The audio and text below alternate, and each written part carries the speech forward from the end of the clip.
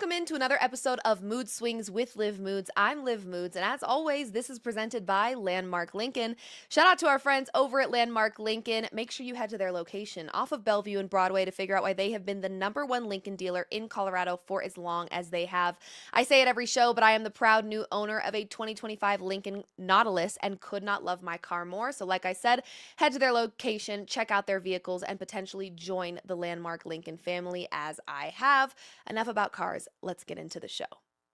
Much to discuss now that Wild Card Weekend has officially concluded. We normally do this show on Mondays, but I wanted to figure out what that Texans-Steelers game was going to look like before we had our shows so that we could talk about that and now talk about what the playoff picture will look like moving forward. Here's the deal. Just in, breaking, as of today, Mike Tomlin has decided to step down as head coach of the Pittsburgh Steelers. And you know why I love this so much? I'm going to tell you why I love this so much. There's been a lot of discourse around Mike Tomlin and whether or not he should be fired. I think if you are a coach that has never had a losing record in the NFL with a record of 193, 114, and 2 over 19 seasons, he has never had a losing record. You should never be in conversation, in my humble opinion, to be fired from a franchise that for 19 seasons you never had a losing record with, okay? So I love this boss move of Mike Tomlin, right? I think he could tell there was discourse happening. He could tell that fans were frustrated, maybe even the front office starting to question whether or not Mike Tomlin should stay or should go. Mike Tomlin choosing to step down rather than being fired is just him kind of claiming his legacy and saying, no, you will not fire me. I am a winning head coach and have been for 19 seasons. And maybe he also believes that it's time for he and the Steelers to go their separate ways. So I love that he did this because he informed them he is walking away rather than waiting for them to inform him. Imagine being pulled into an office and being fired, and you've never had a losing season for 19 seasons as the head coach, right? And you've had 1,000,001 quarterback changes. I just can't imagine a world where Mike Tomlin would have been okay with that. I mean, I think naturally there's a large part of football has to do with ego, and these are grown men, right, with egos. I think that's naturally a part of the game, but a coach like Mike Tomlin should just never be in conversation to be fired, in my humble opinion. So love that he chose to step down, and honest to goodness, you guys, I don't know. Maybe this is a hot take. I don't think it is. I don't think it's an unpopular opinion, but I would love nothing more than to see Lamar Jackson with a head coach like Mike Tomlin. I mean, my God, are you kidding me? Let's get Mike Tomlin to Baltimore ASAP. When the Baltimore Ravens fired Harbaugh, that was their choice and them kind of taking a stance on, we're choosing our quarterback over our head coach, right? There was discourse in Baltimore. Is it Lamar? Is he the problem? Is it Harbaugh? Is he the problem? The Baltimore Ravens made it clear they are investing in Lamar Jackson.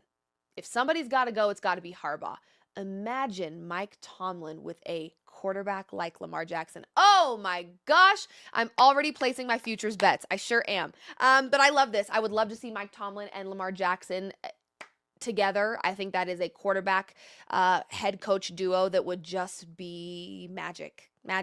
It's what the league needs. I'm going to be honest. I need it to happen. I don't know who has to arrange it. Baltimore, I hope you're already making the call. If you're not, I'll make it for you. Okay. I think it's great. So shout out Mike Tomlin. Shout out to Lamar Jackson. We'll get into that Steelers-Texans game in just a little bit later on in the show, but wanted to at least bring that up because it was breaking news as of today. I want to talk a little bit about this 49ers team and what they are proving to be very, very true across this league is that injuries can maybe never, ever be an excuse again. What we've seen out of this 49ers team is exceptional. Not only did they make the playoffs, but they beat the defending Super Bowl champions in the Wild Card Weekend and did so with one of their best players tearing his Achilles in that game. Not only did they deal with injuries all season long, they continued to deal with them in that very game and still managed to find a way to win. Having injuries on your roster just no longer carries the same weight that it used to, given what we just saw from the San Francisco 49ers and Kyle Shanahan. That might have been a solidification of Coach of the Year. That was a Coach of the Year type of game by Kyle Shanahan. The way in which that game was called was the reason that the 49ers won that game, amongst some issues by the Philadelphia Eagles. But really, you don't win that game given the injuries. You don't even make the playoffs, frankly, given the injuries that this team has faced if you don't have a good head coach. Coaching matters 49ers, we know this to be true. Injuries to stars all season long, this 49ers team has had to deal with. Never once did they flinch all season. No matter who went out, never once did they flinch. So not only is Kyle Shanahan doing an exceptional job of calling a game that can work around your stars being injured, still find ways to win, make the playoffs, advance to the second round of the playoffs, but there's also clearly a really great winning culture that is going on in this locker room and on this team, right? Where it's that next man up mentality.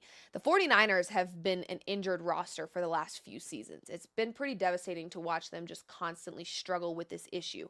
But to watch them not flinch and continue to rise to the occasion, continue to win, continue to make the playoffs despite the injuries to their stars. We're not talking injuries to just anybody, to their stars. Brock Purdy out for a large chunk of this season, right? You get injuries to Nick Bosa, George Kittle, Christian McCaffrey. They've seen it all on this team. Pierce Saul. Every guy that's a star that brings the most value to the squad at one point or another has dealt with injuries. What I love about this 49ers team is they are clearly training that next man up mentality. I'm a firm believer of this is the NFL. This is the highest level of football. Every 53-man roster that has been built is some of the best of the best. Otherwise, you wouldn't be on a 53-man roster. So it's hard for me sometimes to excuse when teams are injured and that next man has to be up, them significantly tanking and having this god-awful season, because these are all the best of the best. This is still the NFL. I don't care if you're a star. I don't care what kind of a contract you have. I don't care how much you get paid. I don't care how much you usually do or don't play. This is still the National Football League. You are one of the best. So next man up is something that actually is like in the culture. It's an energy that has to be felt in the locker room, right? Even if you're not playing, you still have to feel like you're valuable and you bring something to the table. And I think if you're getting that confidence pushed into you all season long, even if you're not on the field, then when it is time for you to step up and rise to the occasion, you're prepared. So I want to give some accolades to Kyle Shanahan and the culture that he's creating in San Francisco. I think it's exceptional. I think what we watch from them, again, one of the best games by Kyle Shanahan so far, maybe ever. In order to win that game, you had to have a culture established that they believed in themselves, you believed in them, and that's exactly what we saw. So I'm a huge fan of what's going on with the 49ers right now, just all things considered. They really have not flinched once this season, and that could be what carries them throughout the playoffs, honest to goodness. So shout out to them. All of these players on this 53-man roster are ready for their moment. They've been ready for their moment, and when the moment came, they took it, and they did what they needed to do to win this football game. They deserve all the credit for that.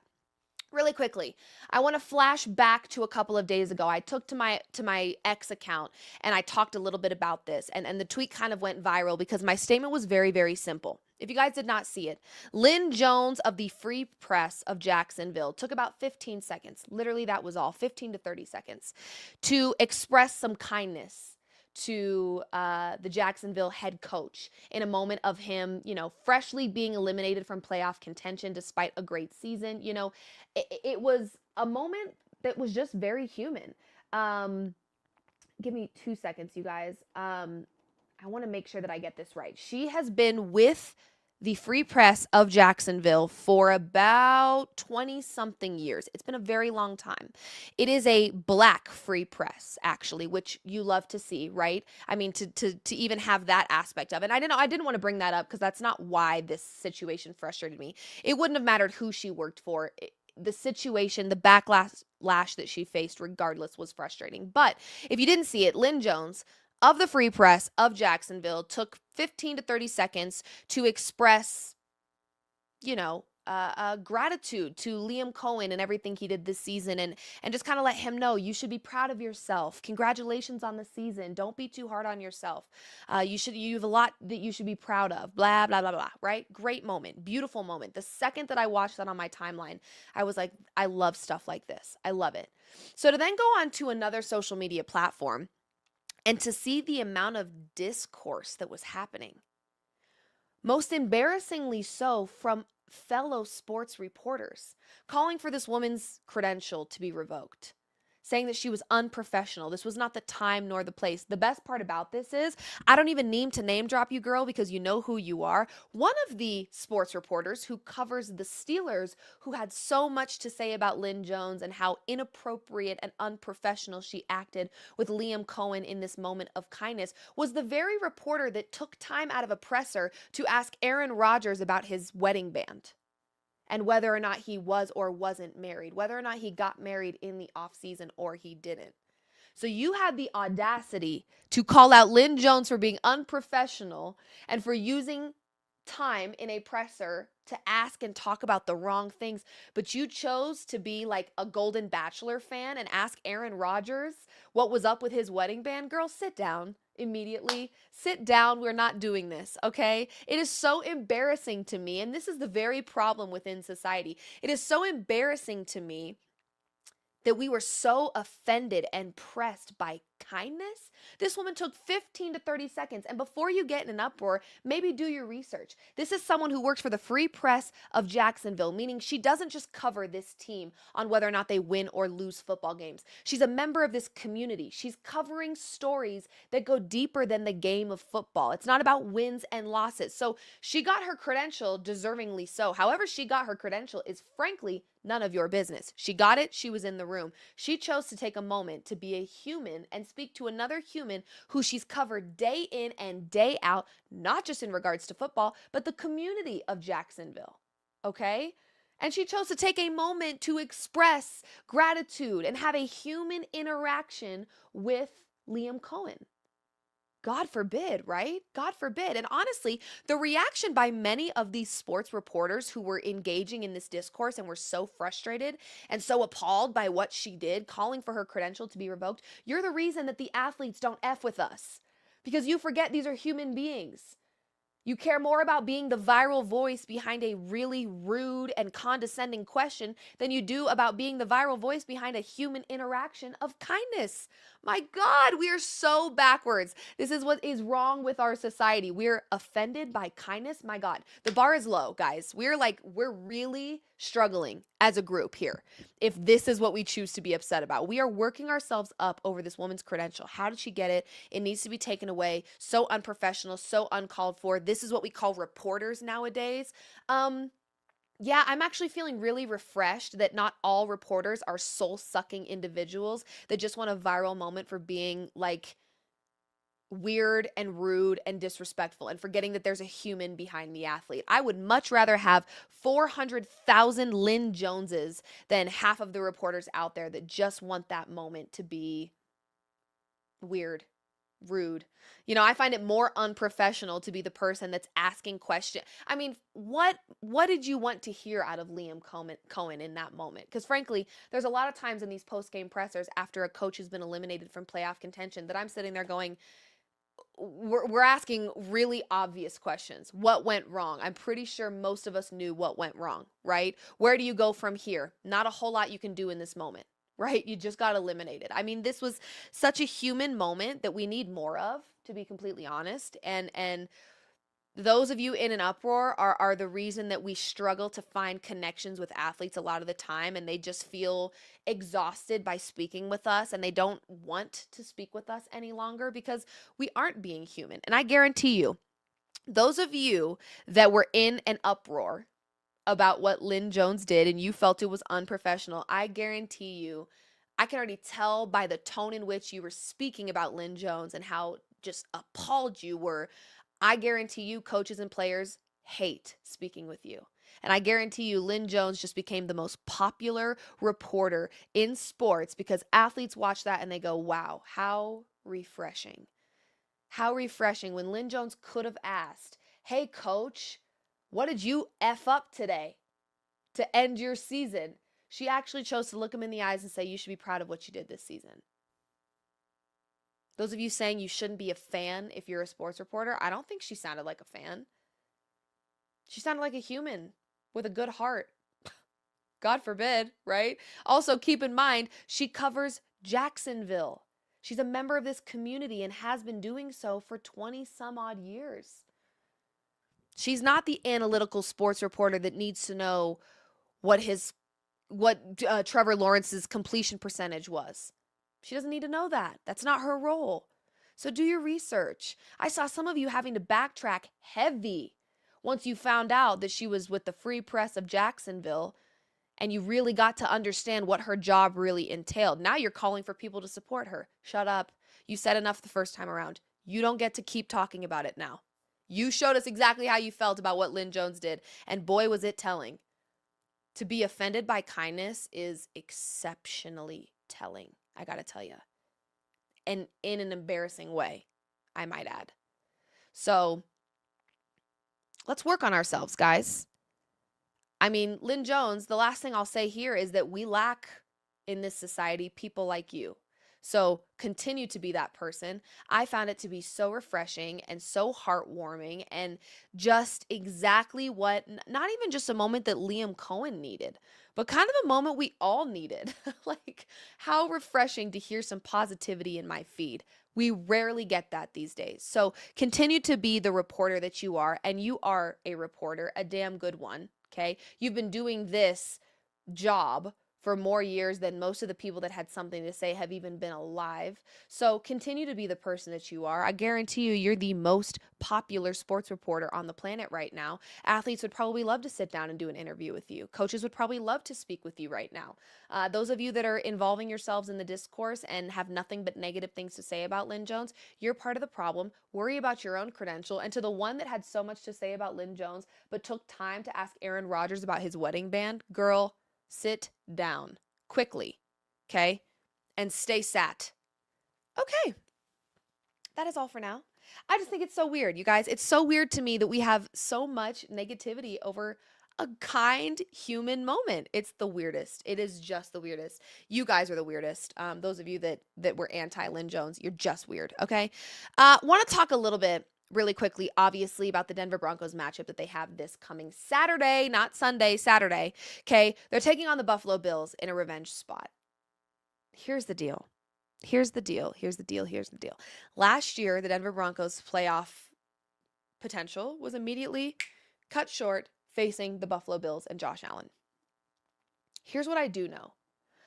Josh Allen is terrifying, no matter how you look at it, no matter how you spin it. He is that guy. Yeah, and I was wrong about the first round. I did think that the Jacksonville Jaguars would be able to pull out a win there against the Buffalo Bills. What we do know for certain is that Josh Allen, this is probably the easiest path to the Super Bowl that he will ever have in his life. So, if he can't do it now, I don't know if he ever will. This is his moment. If he's going to make a Super Bowl, it's going to happen this season. But I'm struggling with just how quickly, not just fans, but even the sports books are to write off the Denver Broncos. At home, number 1 seed in the AFC, first round bye, and they were underdogs versus the Buffalo Bills. The Buffalo Bills, who for the last few weeks of the season, we weren't even sure if they were making the playoffs. That Buffalo Bills team? Interesting. So the disrespect continues, right, for the Denver Broncos. Despite only losing 1 game at home, they're playing at home. They're the number 1 seed versus the number 6 seed. They are still the underdogs. And you know what? I love to see it. Because as much as the Denver Broncos play down to their opponents, they also play up as well. They're energy matchers, which can be very frustrating if they're playing down because you don't know what you're going to get in those games. But this is a team that plays their best football, in my humble opinion, when they are doubted, underestimated, trailing, under pressure. They've done really well with the narrative that they aren't good enough. When they feel like people don't think they're good enough, they usually rise to a level that we didn't even know they were capable of. So I love it. I love it. And here to me is the game plan if you're the Denver Broncos, right? You got to stop James Cook. We saw what happens when you don't last season. Yep.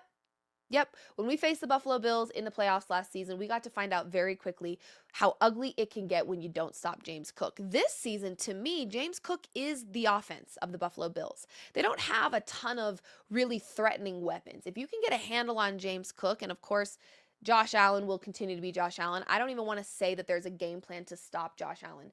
You can limit him all you want. But last season, when we attempted to limit Josh Allen, guess who popped off? James Cook, okay? You kind of got to let Josh Allen be Josh Allen because there really aren't a ton of threatening weapons. They're limited in the weapons department this year offensively. That being said, you do still have James Cook. You have to stop James Cook. And I know a lot of people say, well, the Jacksonville Jaguars couldn't do it, and they have one of the best run defenses. I just, I'm having a hard time as well, even having conversation with people when it's like, I don't know, man.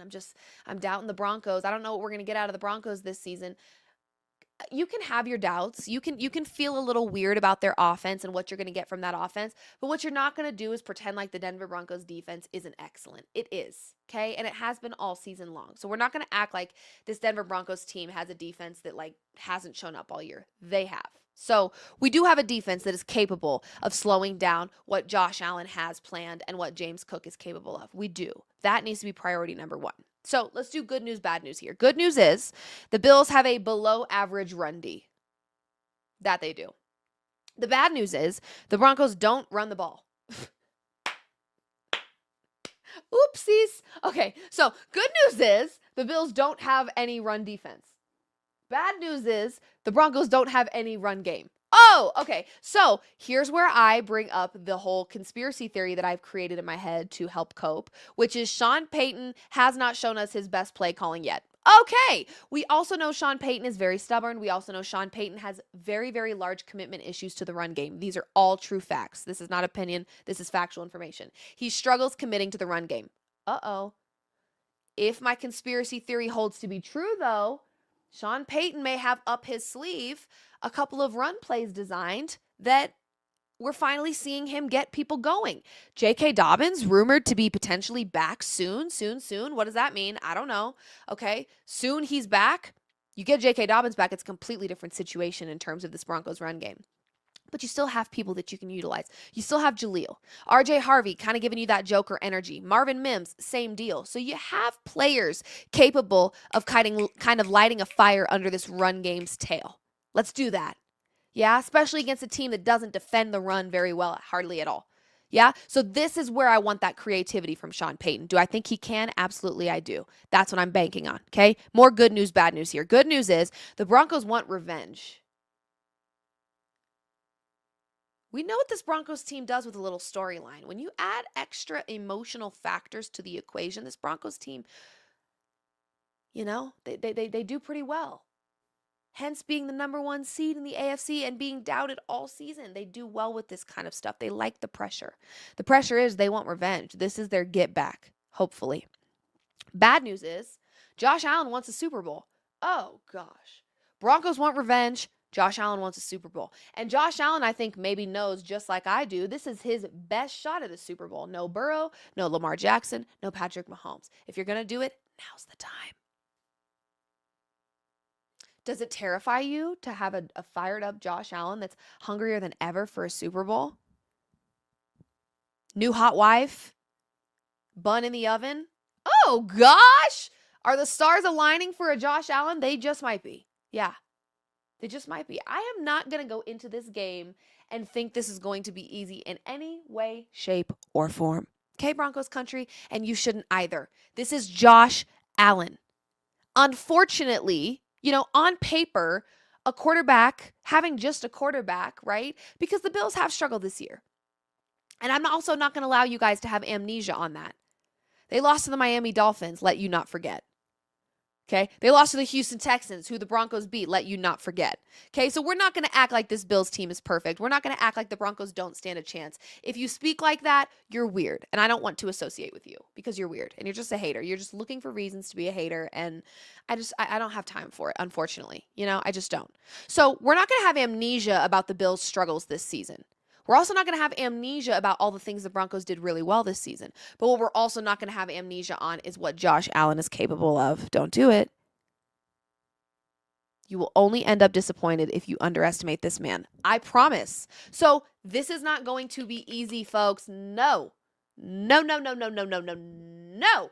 That being said, you don't just happen upon the number one seed in the AFC. Stop thinking that, please. Would ya? Stop thinking you just snap your fingers and poof, you're there. The Denver Broncos had to prove a lot this season in order to make that happen, and they made it happen. So give some damn credit. That's all I ask. Okay? Just give some damn credit. It's crazy. I talk to people and it's like they don't even need to know anything about the game. Automatically, the Denver Broncos, whoever they play, whenever they play, they're losing. God, it must suck to be such a negative Nancy, glass half empty little meanie pants at all times. Aren't you bored of it? Aren't you sick of being so exhausting? Gosh, chill out. So anyway, here's the deal. You got to stop James Cook, and you have to with the most swiftness. And in whatever possible way, Sean Payton needs to draw up plays that allow this Broncos team to run the damn football versus a Bills team that doesn't stop the run game very well. Find a way. Find a way. You win this game in two ways if you're the Denver Broncos. You stop James Cook, who in my opinion is the majority of their offense outside of Josh Allen, and you run the damn ball. Period. And if you're Bo Nix, you think like Josh Allen. Because here's the deal, Bo. Let the haters run their mouth. You know who you are. Sean Payton knows who you are. And Broncos country knows who you are. You're capable. So channel your inner little Josh Allen vibe. Go toe-to-toe with this man and you will be just fine. Can we get some designed run plays for Bo? Because we already know what Josh Allen's going to be up to.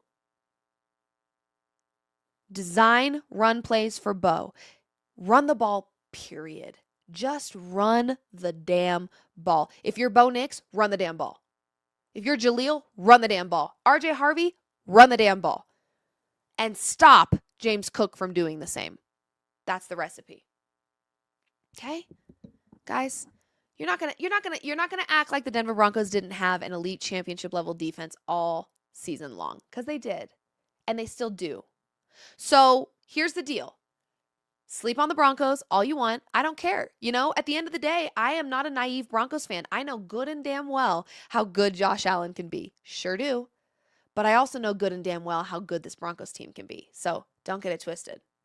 This will not be easy for Josh Allen and the Buffalo Bills. This Broncos team is going to put up a fight. And this Broncos team loves that you continue to underestimate them. And also, who knows? Rest versus rust. What are we going to get? We're not sure. But there is a significant rest advantage here for the Denver Broncos that could bode very well for them. They've had some injuries throughout this season, right? The Broncos have a massive scheduling advantage over the Bills in the divisional round. The Broncos have 13 days from their last game. 13 days. By divisional round game versus the Bills on Saturday, it will have been 13 days. 13 days of rest and practice and creative design plays being run up. Design run plays being drawn up. 13 days. The Bills have only had 6. It will have been 6 days between their last game and this game. The Broncos basically had a bye week. The Bills had a short week. That's what we're seeing here. Will that work to the Broncos' advantage? I actually think, yeah, probably. Because the Broncos have been banged up. Get their bodies some rest. Yeah? So we're not going to act like the Broncos don't stand a chance. My God, aren't you bored? You've been doing that all season. Oh! Oh my God, you've been doing that all season. You said the Broncos weren't going to win the AFC West. They did. You said that the Broncos should fear the Chargers. I'm not scared. The Chargers are on vacation, okay? The Broncos were supposed to fear the Chiefs. Blah. Why? Why fear them? They've been out of this conversation for a very long time. Like, we're just not going to keep pretending like the Denver Broncos didn't earn what they earned this season. They earned the number 1 seed in the AFC. So start acting like it. Okay, weirdos? I've had enough of you. Shut up. I love telling people to shut up, especially when they need to. Shut up. You know who you are. And guess what? If the Broncos lose, it doesn't erase any of what they did in the regular season to earn the number 1 seed in the AFC. I hate to break the news to you. They still did their job. Did they not? Okay, that's what I thought. There was no Mandela effect on the season. They did what they did. We saw it. We all watched it, whether you liked it or not. It happened. Real time. So, we're not going to just dismiss what they did this season just because it doesn't sit well with you, just because it's not what you predicted. Just because you have to tuck your tail doesn't mean we're going to erase what the Broncos did this season. They still did it. Thank you so kindly. Let's move on. Okay. Done. Moving on. Last couple of things. I have a little where do we stand? Woo, woo, woo, woo, woo. Where do we stand? Weekly standings. Yeah. Okay, here's what it is this week, though. I don't know if you guys are going to like this one, but you're going to have to. This week's weekly standing is called Tough Conversation Time. Time for a tough convo with these guys. Uh-oh. Yep, I've got 3. 3 of them. Let's start at number 3. You're not going to like this one. And you know what? I don't care if you do or not. I just don't. This is my weekly standings. Where do we stand on the week? And it's tough convo time at 3. Who do we need to have a tough convo with? Well, Justin Herbert. Oh, you knew it was coming. Don't act like you're shocked. You're not. There's nothing shocking about what I'm about to say. Nothing. Okay? Here's what it is. Time to have a tough convo about Justin Herbert. Every year we play the same game. I had a little viral clip go off last week and you guys were pressed. You were in your feelings hardcore, which, I love. Because what you guys forget a lot of the time is you're boosting my engagement, fighting with yourselves in the comments because I'm not reading them. I don't have time for it. I'm not reading your comments, so you are literally fighting with the wall. Imagine this. You are turned facing a wall fighting with it. I'm not even reading the comments, guys. You're talking to yourselves, and I love it. Keep going.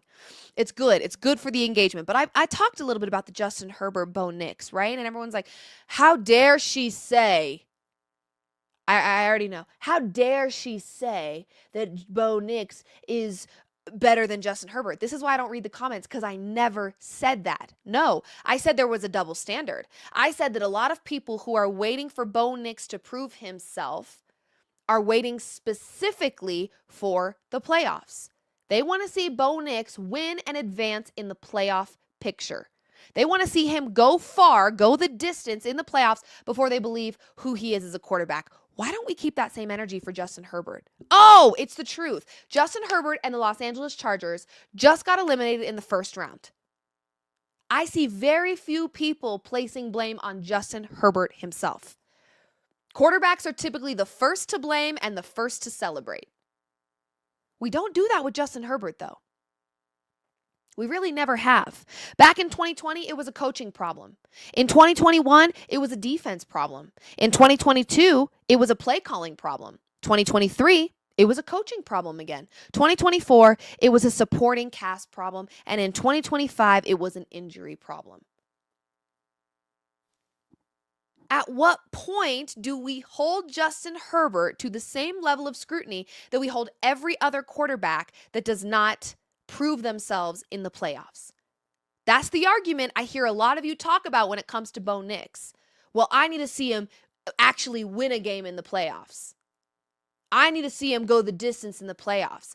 But we don't do the same with Justin Herbert. No, it's everybody else's fault. So I'm not saying, and let me say this loud and clear before you even get up in that comment section, make yourself at home and start blabbing about things that I never said. Yeah, you love to do that. Here's what I'm going to make very, very clear. Justin Herbert is a good quarterback. I just don't think he's the guy you guys are trying to convince us that he is. There's nothing wrong with that. Because if you need Justin Herbert to have a picture-perfect system around him in order for him to advance in the playoffs, then is he really that guy? Does he really have that it factor? Does he really have that dog in him if you need a perfect coach, perfect play calling, perfect defense, perfect offensive line, perfect everything in order for him to succeed? Not most quarterbacks in the league don't have perfect systems around them. I talked about this on a live earlier, and someone said, well, he had a horrible offensive line. Ask Joe Burrow's back, neck, hips, shoulders, knees, elbows, and arms how perfect his O-line has been over the last however many seasons when he's been in MVP contention and made it to a Super Bowl. Stop it. You can try all you want to tell me that Justin Herbert, it's this problem or this problem. Every quarterback in this league that faces scrutiny for not advancing in the playoffs or making a deep playoff run or not winning a Super Bowl has the same issues around them. There is no picture perfect team or roster. And just so you know, the San Francisco 49ers just proved injuries cannot be an excuse anymore. They can't. The Denver Broncos couldn't use Pat Surtain being out as an excuse. They had to figure it out. Brandon Jones goes out. That was a huge loss for the Denver Broncos. They had to figure it out. So I struggle only with the fact that we just don't hold Justin Herbert to the same level of scrutiny as we hold every other quarterback. Like I said, the quarterback position being the most important, we are the first to blame and the first to celebrate a quarterback, depending on how their season pans out. We don't do that with Justin Herbert, though. We just say, woe is Justin. We need to get him in a better system. Okay, so if we get him on it, because we got him a new coach, that was the problem, right? He just needs a better coach. Staley is awful. I agree, he was. But then you get him a better coach, and we're still here. First round exits. Bye-bye. So at what point do we say he's a good quarterback, but he's not that guy? He doesn't have that it factor that we all thought he had. That's all I'm saying. So don't mishear me. I'm not saying Bo Nix is better. I'm not saying Justin Herbert isn't good. I'm saying it's time to up the scrutiny on Justin Herbert and keep it the same that you keep it for every other quarterback in this league. Because if we're going off of playoffs, who shows up, who wins games, backs against the wall, which quarterbacks rise to the occasion, Justin Herbert simply isn't one of them. No offense, but that's the fact. So I digress. Moving on. At 2, where do we stand for tough combo time? It's A.J. Brown. Oh my gosh, you knew this was coming. Here's a really, really unfortunate situation with A.J. Brown. I love A.J. Brown. I love the way he advocates for mental health. I love the way he shows honesty. I love the player that he is. I defended A.J. Brown. I believed to my core that A.J. Brown deserved better, and I still do in so many ways, right? He deserves better. You don't go from being a standout wide receiver in this league, one of the best, to just kind of a no-name because your offense isn't utilizing you. Do I understand and sympathize with some of A.J. Brown's frustrations this season? Yes. Absolutely I do. However,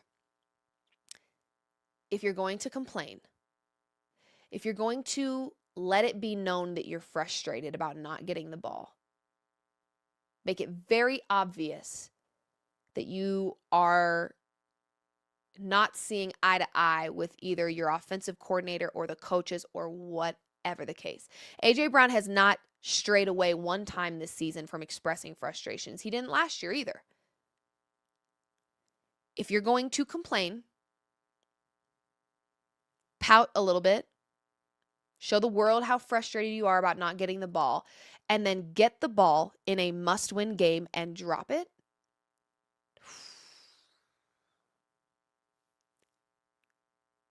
I love A.J. Brown, but you can't defend that. That simply, you express frustrations, you wanted change, you got change, you didn't hold up your end of the deal. This is a tough spot, and I fear, I'm pretty confident that was the last time you see A.J. Brown as a Philadelphia Eagle, because this is irreversible damage now. You've kind of taken a lot of the interpersonal locker room issues and made them public, which is, in itself a little bit of a liability, right? You're exposing the vulnerabilities and the weaknesses of your team. Not a great thing to do as a leader. You're expressing you don't see eye to eye with your coordinator. You get in a verbal altercation with your coaches for the world to see. Then you drop the ball in a must-win game on a must-catch play.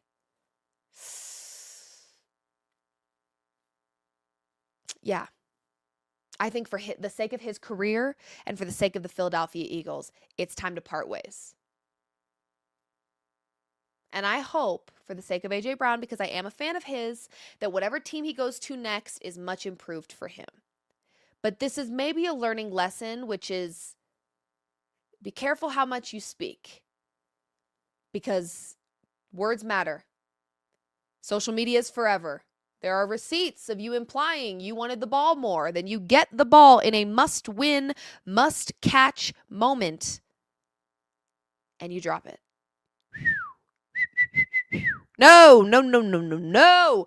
I just don't know if there's any recovering from this. and staying in Philadelphia. I think it's in both parties' best interest to part ways, right? We've heard from A.J. Brown in post-game pressers in the locker room following games when he's frustrated. When he drops a ball in a must-win game, we don't hear from him. It's hard to defend that. This is a leader. This is a guy we all want to see thrive, but he's making it tough in this moment. So I want for him the very best. I want for the Philadelphia Eagles the very best. This is a business, right? There's going to be some business decisions that are made in the offseason, and I think the main priority for Philly will be getting A.J. Brown out of Philadelphia. For the sake of both parties, let me make it clear. This is also for the benefit of A.J. Brown as well. Okay. Finally, number 1 on my tough convos list, Mr. Aaron Rodgers. And here it is. It's time, my guy. It's time.